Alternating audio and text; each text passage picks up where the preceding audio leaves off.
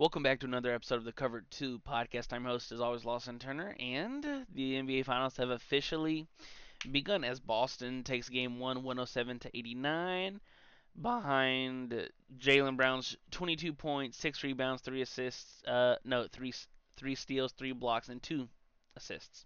Um, I thought Porzingis coming off the bench. Let's just dive right into it. I thought Porzingis coming off the bench was it. It was I didn't expect him to come off the bench, but when he did in that first quarter and first half total, he was fantastic.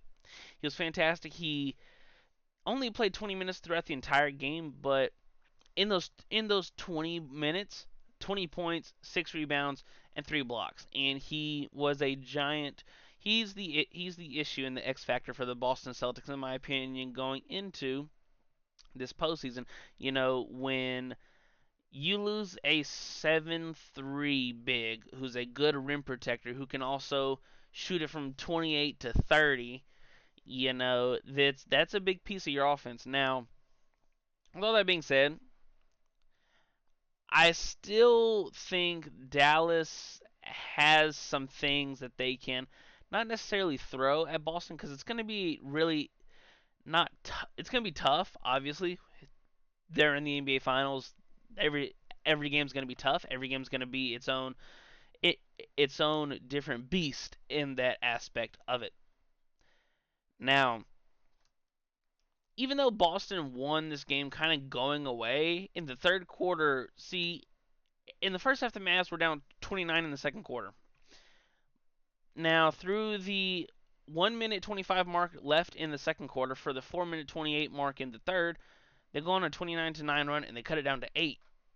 They cut it all the way down to 8. Now, the only thing, especially in playoff games and in a lot of regular season games too, when you're down, in the mid to high 20s, and you cut it all the way down to a single digit deficit in the second half, you're using up so much energy to cut it all the way back down. Because we saw Luka go on the little mini flurry in the third quarter, in which, when I was watching the game, I was like, wow, if Dallas can come back and steal this game and cut it to a 4-point game, or even take the lead at some point, hands are kind of getting claiming for the Celtics. But Joe Mazzulla called a timeout when they cut it to 8, and then Boston goes on a 13-0 run from the 3:15 minute mark in the third to the 34.7-second mark left in the third quarter, and you use all this energy from the end of the second quarter and the first almost 8 minutes of the third quarter, cutting it all the way down to 8, and then a timeout, and then over the course of 2.5 minutes it goes back up to 21, just like that. Now, in the third quarter, I thought Boston they were taking difficult shots. They weren't, making the extra swing pass to get a good shot to a great shot. Now, we know Boston, for the majority of the year, they've been live by the three, die by the three, and we saw last night they put up 42 of them and made 16, which is 38%. Now, Dallas, they haven't been a high volume 3-point shooting team. They've been a good 3-point shooting team this postseason, but it's not due to chucking up 38 42 threes a game like Boston can. They're a very high volume, and they've been one of the more profound 3-point shooting teams all year. Them is in Boston, and they outscored the Mavs by 27 points just from 3. Now, that's your simple math, because Dallas loses by 18, and they got outscored by 27 points just from 3. That starting these games is going to be really important for whoever wins this series. I still like the Mavs because I picked them. They have the best player in the series. I think that there are a lot of things that, we saw the Mavs in round 1 lose by 12 in game 1 to the Clippers, and then come back and win 4 out of the next 5. And then we saw them lose by 22 in game 1 against OKC in the second round.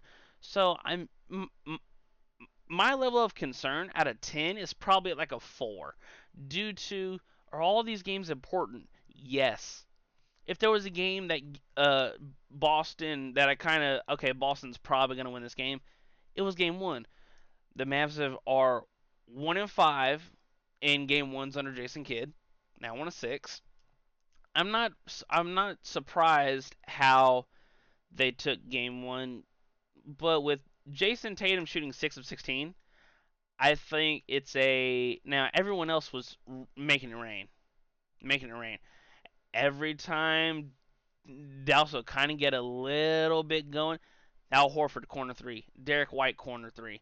Now, even though offensively number wise Derek White, wasn't as efficient as he can be, he was still, doing good on the defensive end and doing more.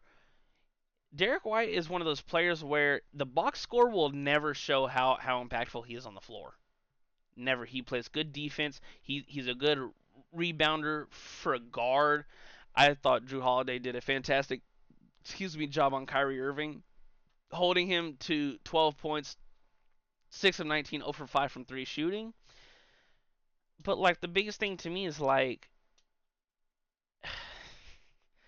Luka is gonna get his 30 points, 10 rebounds, only 1 assist. Now the assist thing is interesting to me because I feel like the Mavs and Boston, to their point, they're best when they're swinging the ball around. The ball's finding the open shooter. The ball is finding somebody on a closeout in which they can, blow past them and get 2 feet in the paint to where, they can throw lobs to Derek Lively and Daniel Gafford, who were at times unplayable due to Boston's scheme.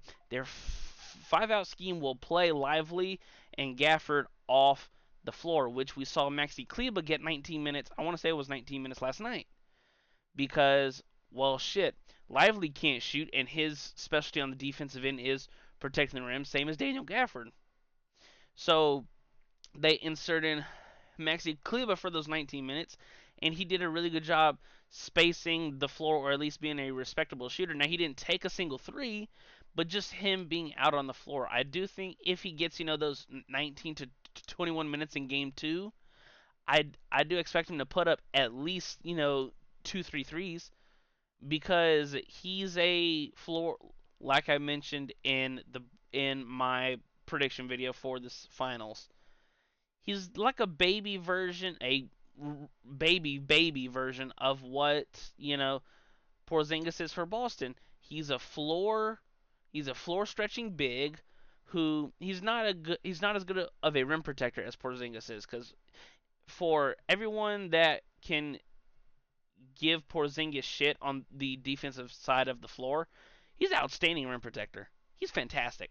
Now he is, 7'3", so that obviously helps. But he made a couple blocks last night where it's just that it sparks the fast break and it sparks something on the other end for Boston where they can get out and run, or where we saw Josh Green on a 2-on-0 fast break try and dunk on Porzingis, and Porzingis just